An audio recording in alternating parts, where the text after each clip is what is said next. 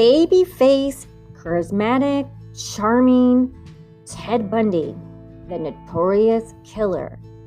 What made Bundy tick, and why did he kill so many women? Well, Ted Bundy would land on FBI's most wanted top 10 list, and he's even had a movie in Netflix when they chronicled his life, an extremely wicked, shockingly evil, and vile. Well, that pretty much sums up Ted Bundy. Ted Bundy brutally killed, murdered, raped at least 30 women around 1970 all the way into the 80s. Ted Bundy was a charismatic killer with a baby face. He was born Theodore Robert Caldwell. Once again, another killer is named Theodore. Be careful if anyone with the name Theodore is what our viewers are telling us.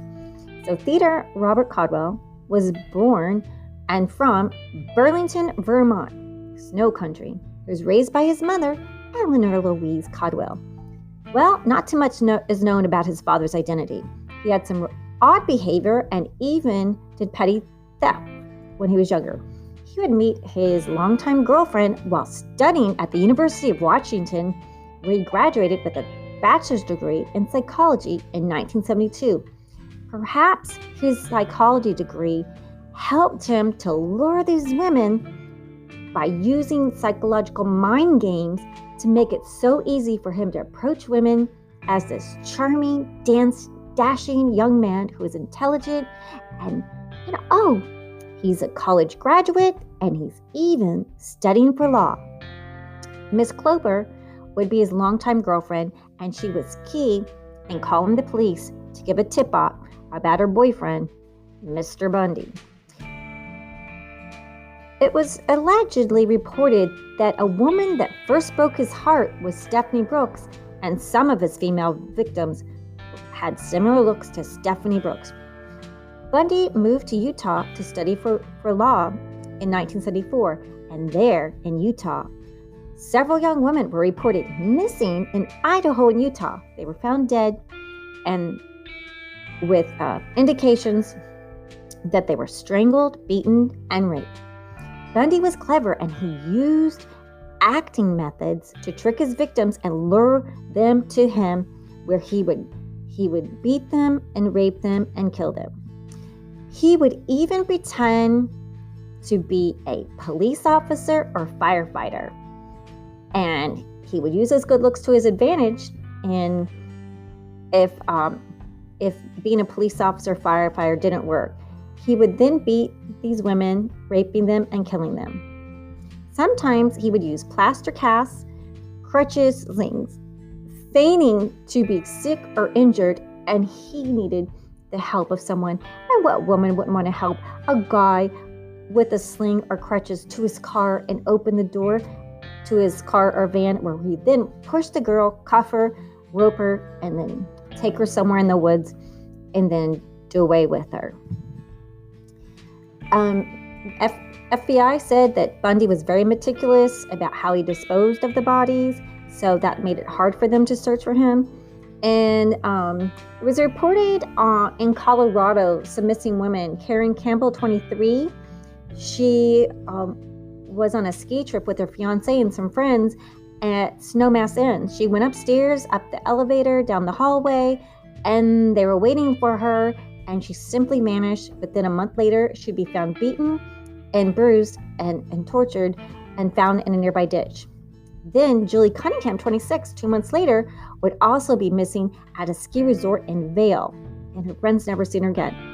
But this slippery snake would have his first slip out and his first arrest. Ted Bundy was slipping up. 1975, they said he was linked to the kidnapping of Carol Darange. She was only 18 years old, and she was from Salt Lake City, Utah. The police officer saw his car and pulled Ted Bundy over, and there he'd find horrific and incriminating evidence in the back of his car, like face mask, rope, handcuffs, even a crowbar. And his girlfriend, Miss Clover, would call the police with tips that she thinks that her boyfriend possibly could be responsible for these gruesome and horrific, ghoulish murders. And she did help them. And then the police convicted him and sent him to prison for a measly 15 years. 15 years for killing? What?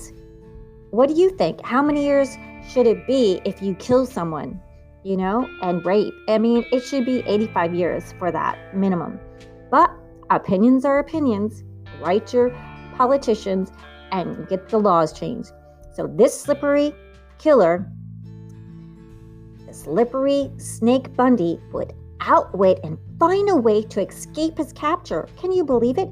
Bundy escaped from prison during his transfer to Aspen, but luckily he was found 8 days later. So then Bundy attempted an escape again, and then he was successful. He climbed through a crawl space in his prison cell. Can you imagine going through the tiny crawl space?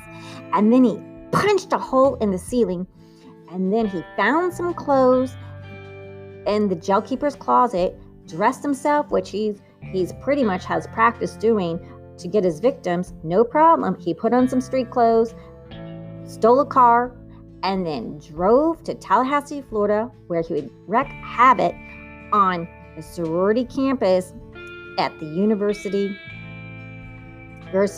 Florida State University, Chi Omega sorority's house. So, Elizabeth Clover, Ted Bundy's girlfriend, is the one where Ted Bundy admitted by phone to her that he did the killings. And Elizabeth has her own memoir, The Phantom Prince, My Life with Ted Bundy. Phantom Prince, more like Killer Prince.